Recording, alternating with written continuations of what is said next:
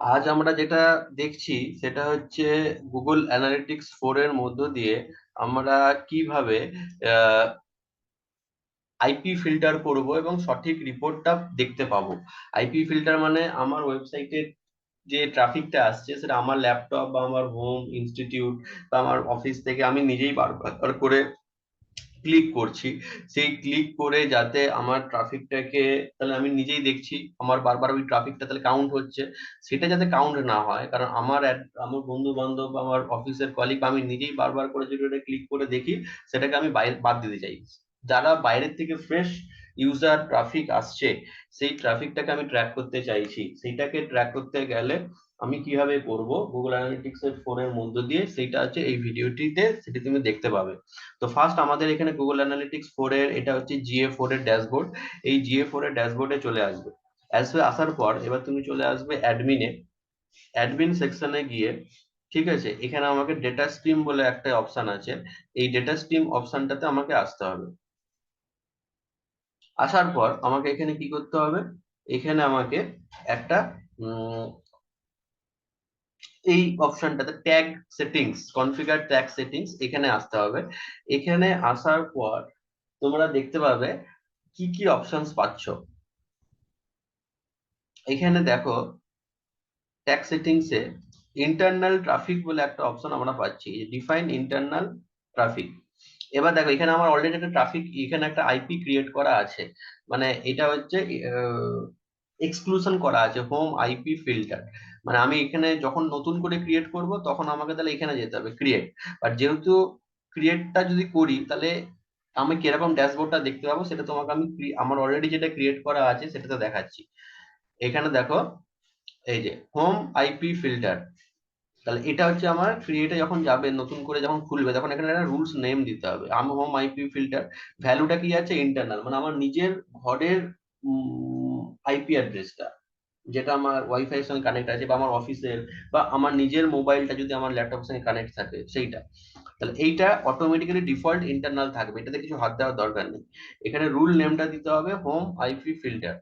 এখানে দেওয়ার পর এবার আইপি অ্যাড্রেস ইকুয়াল টু, ধরো আমি এটাকে চেঞ্জ করে দিচ্ছি। আমি কি করে দেখাচ্ছি দেখো, কন্ডিশনটাকে আমি লাগাচ্ছি। এখানে তুমি চলে আসলে IP address that is equal to, আমি আইপি অ্যাড্রেসটা পাবো কি, হোয়াট ইজ মাই আইপি যদি লিখি তাহলে আমি এখানে আইপি অ্যাড্রেসটা পেয়ে যাবো। এটা হচ্ছে আমার আইপি অ্যাড্রেস, তুমি তোমার মোবাইলের আইপিটাও পেয়ে যাবে হোয়াট ইজ মাই আইপি লিখলে। ঠিক আছে, তো এখানে এবার আইপি অ্যাড্রেসটাকে এখানে আমি বসিয়ে দিলাম। আমি এবার যদি আমার মোবাইলটা অ্যাড করতে চাই তো এখান থেকে আমি অ্যাড কন্ডিশনে গিয়ে করতে পারবো, আমার ইনস্টিটিউটেরটা করতে পারবো, আমার অফিসেরটা করতে পারবো। যতগুলো আমি চাইছি ব্লক করতে সেগুলোকে ব্লক করতে পারবো। ফিল্টার করা, এটাকে বলা হচ্ছে ফিল্টার করা। এবার এটাকে আমি সেভ করে দেবো। সেভ করে দেওয়ার পর তাহলে আমি কি করে নামটা দিলাম হোম আইপি ফিল্টার, ঠিক আছে। এবার আমি কি কোথায় যাব, এবার আমি চলে আসব আবার এই গুগল অ্যানালিটিক্স করে ড্যাশবোর্ডে চলে আসব।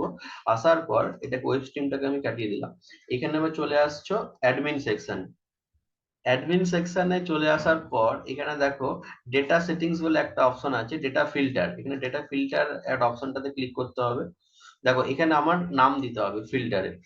ফিল্টারের নামটা হচ্ছে কি, যেহেতু আমি হোম আইপি ফিল্টার ওখানে দিয়েছিলাম তাহলে আমার এই নামটাই কিন্তু দেখাচ্ছে হোম আইপি ফিল্টার। এখানে ডেটা ফিল্টারের নেমটা হোম আইপি ফিল্টার যেটা ওখানে আমি দিয়েছিলাম। এখানে এবার ফিল্টার অপারেশন হচ্ছে কি এক্সক্লুড। এবার এক্সক্লুড করার পর এখানে দেখো এটা ইনঅ্যাক্টিভ আছে, আমাকে এটা টেস্টিং বা ইনঅ্যাক্টিভ রাখলে চলবে না, এটাকে আমাকে অ্যাক্টিভ মোড করতে হবে যাতে আমার আইপি ফিল্টারটা ট্র্যাকিং শুরু হয়ে যায়, যাতে আমার আইপি গুলোকে এবার ট্র্যাক করা শুরু করে দেয় এবং সেগুলোকে সেখান থেকে যদি কোনো ট্রাফিক আসে বা ভিজিটার আসে সেগুলো যেন ওরা বাদ দিয়ে দেয়, সেটা কাউন্ট না করে। তাহলে আমার অ্যাকচুয়াল ডেটাটা গুগল অ্যানালিটিক্সে, অ্যাকচুয়াল ডেটাটা আমি কিন্তু পাবো। যে কতগুলোর আমি নিজেই বারবার করে ট্রাফিকটাকে বাড়িয়ে কাউন্ট করে দিলাম, সেটা তো তাহলে লোকে ভাববে, এটা তো হতেই পারে দিনের মধ্যে আমি 500 বার সাইটটা করলাম, আমার একসঙ্গে 10টা মেশিন আমার আইপি তে কানেক্ট করে দিয়ে আমি ট্রাফিকটা বাড়ালাম, বাট ওইভাবে ক্যালকুলেট করে তো লাভ নেই।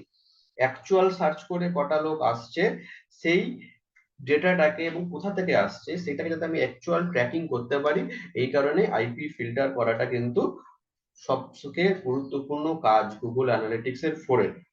তো তুমি আরেকবার দেখে নাও কোথা থেকে যা করবে। ফার্স্টে আমাকে চলে যেতে হবে ডেটা স্ট্রিমে। ডেটা স্ট্রিমে গিয়ে আমাকে কি করতে হবে,